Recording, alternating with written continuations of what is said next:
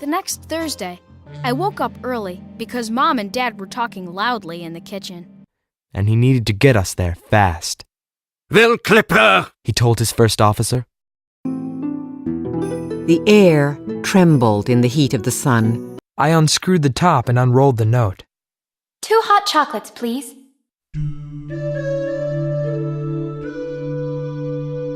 One.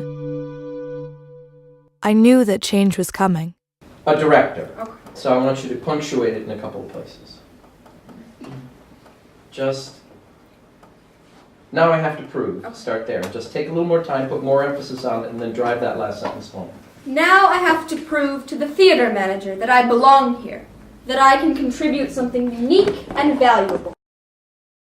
To date, I have now played 53 roles in 33 books, because sometimes they allow me to play more than one part.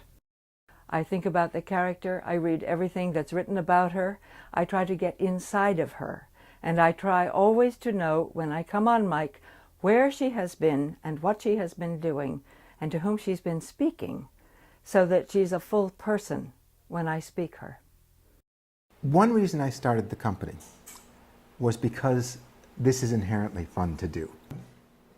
The work, I've sometimes said that I started the company so I could have 20 or 25 people that I really like or love come and sit around a table and read to me at night. Everything I love, children's literature, storytelling, performance, directing. We are not a company that really tolerates prima donnas. If somebody comes in and has that kind of attitude, they don't come in for second recording. Being a congenial part of the family is part of what we look for from our actors. And family has been, from the beginning, a key part of how we define ourselves. We call the repertory company the Full Cast Family. And that was a way to really make it clear in sort of the way we define ourselves from the beginning how important the concept of family is to us. The way I think about it is that the narrator should, as much as possible, be invisible, be a pane of glass, so that the words come through without anything in the way, any impediment. So the trick is to express the feelings of the words without having a marked character voice. I mean, what you're trying to do is allow the listener to understand effortlessly. My job is to pay close attention to punctuation, pauses, commas. A comma is different from a semicolon. It's different from a period. When you change a paragraph, you finish one paragraph, you start another. You have to bring a sort of fresh sound to your voice so that people realize, oh, this is a new paragraph. And Birdie is a loudmouth and enjoys cursing as much as the next person. I like Birdie in a lot of ways. I think she's like me in a lot of ways, and she's also much more intense than I am in a lot of other ways. She's a person who covers up a lot of the stuff she kind of feels with her kind of loudmouth, brash, arch behavior. You know that I've been asked to leave the theatre. When I read a book, I think as most people do, I hear the voices in my head. I think many people have the same experience. They have an auditory, they create an auditory version of the voice they're reading. And I hear that in a very real way for myself.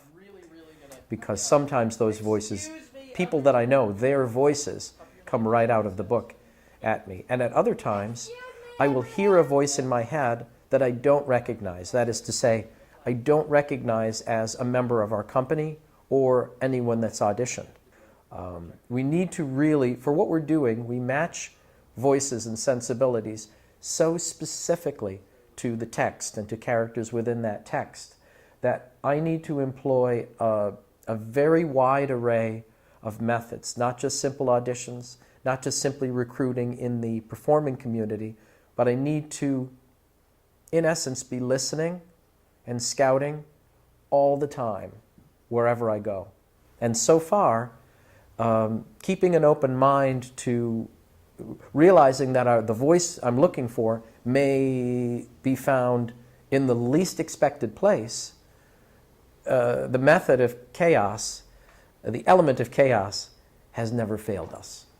The first role I played was young Hercules in an adaptation of the Hercules myth, and that was a fun character because I got to lower my voice a little. In this one, I'm playing a fairy from Midsummer's Night Dream called Cobweb, who also, funny enough, has my voice pitched way up, but it's not quite the voice. Whereas the Rhadamanthus voice was this, Cobweb is more of a 10-year-old boy who just loves to eat and mess around in the theater and just be jocular and lively and all in good fun.